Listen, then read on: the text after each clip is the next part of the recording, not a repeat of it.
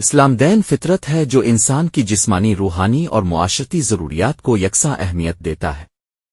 اسلام کے 5 ارکان میں سے ایک رکن حج ہے، جو بالغ عاقل اور صاحب استطاعت مسلمانوں پر زندگی میں ایک مرتبہ فرض کیا گیا ہے۔ حج محض ایک عبادت نہیں بلکہ ایمان، قربانی، اتحاد اور روحانی ارتقاء کا مظہر ہے۔ ایک حج کی تعریف۔ لفظ حج کے لغوی معنی ہے ارادہ کرنا ہوا کسی عظیم مقام کی طرف جانا۔ شریعت کی اصطلاح میں حج اس عبادت کو کہتے ہیں جو مخصوص وقت میں مخصوص مقامات پر مخصوص افعال کے ساتھ انجام دی جاتی ہے، جیسے احرام باندھنا، طواف، وقوف عرفات، رمی جمر، قربانی وغیرہ۔ 2 حج کا قرآنی حکم۔ قرآن مجید میں اللہ تعالیٰ فرماتا ہے، ترجمہ، اور اللہ کے لیے لوگوں پر اس گھر کعبہ کا حج فرض ہے جو اس تک پہنچنے کی استطاعت رکھتے ہوں۔ یہ آیت حج کی فرضیت پر سری دلیل ہے۔ جو شخص استطاعت کے باوجود حج نہیں کرتا، اس کے بارے میں سخت وعید آئی ہے۔ 3 احادیث میں حج کی فضیلت۔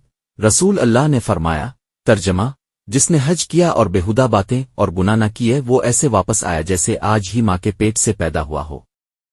اسی طرح اپنے فرمایا، ترجمہ، حج مبرور، قبول شدہ حج کا بدلہ صرف جنت ہے۔ 4 حج کے روحانی و اخلاقی فوائد۔ توبہ و مغفرت۔ حج گناہوں کی بخشش اور نئی زندگی کا آغاز ہے۔ صبر و برداشت۔ سخت حالات میں عبادت کے ذریعے انسان صبر کا عملی سبق سیکھتا ہے۔ اخوت و مساوات۔ لاکھوں مسلمان ایک لباس، ایک نیت، ایک عمل کے ساتھ عبادت کرتے ہیں، جس سے عالمی اخوت کا عملی مظاہرہ ہوتا ہے۔ اللہ سے تعلق۔ حج انسان کو اللہ کے قریب کر دیتا ہے اور بندگی کا اعلیٰ معیار قائم کرتا ہے۔ سنت ابراہیمی کی پیروی۔ حج ہمیں حضرت ابراہیم، حضرت اسماعیل اور حضرت ہاجرہ کی قربانیوں کی یاد دلاتا ہے۔ 5 حج کے معاشرتی پہلو۔ حج صرف انفرادی عبادت نہیں بلکہ ایک اجتماعی عمل ہے جس میں مسلمان آپس میں بھائی چارے اور اتحاد کو فروغ دیتے ہیں۔ دنیا بھر سے لوگ اسلام کی عالمگیریت کا مشاہدہ کرتے ہیں۔ امت مسلمہ کو اپنی اجتماعی حیثیت کا شعور حاصل ہوتا ہے۔ 6 حج اور اصلاح نفس۔ حج انسان کو خود احتسابی کا موقع دیتا ہے۔ جب وہ دنیاوی لباس اتار کر ایک سادہ چادر اوڑھ لیتا ہے تو اسے اپنی اصل حقیقت کا اندازہ ہوتا ہے۔ وہ غرور، تکبر اور دنیاوی فضولیات سے نجات پاتا ہے اور اللہ کی رضا کی طرف متوجہ ہوتا ہے۔ اختتامیہ۔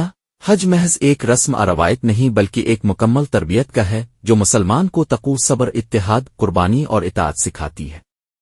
حج کے بعد اگر انسان کی زندگی میں مثبت تبدیلی آ جائے تو یہی حج مبرور کی علامت ہے۔ اس لیے ہر صاحب استطاعت مسلمان کو چاہیے کہ وہ اس فریضے کی ادائیگی میں تاخیر نہ کرے بلکہ اسے اللہ کی عظیم نعمت سمجھ کر اختیار کرے۔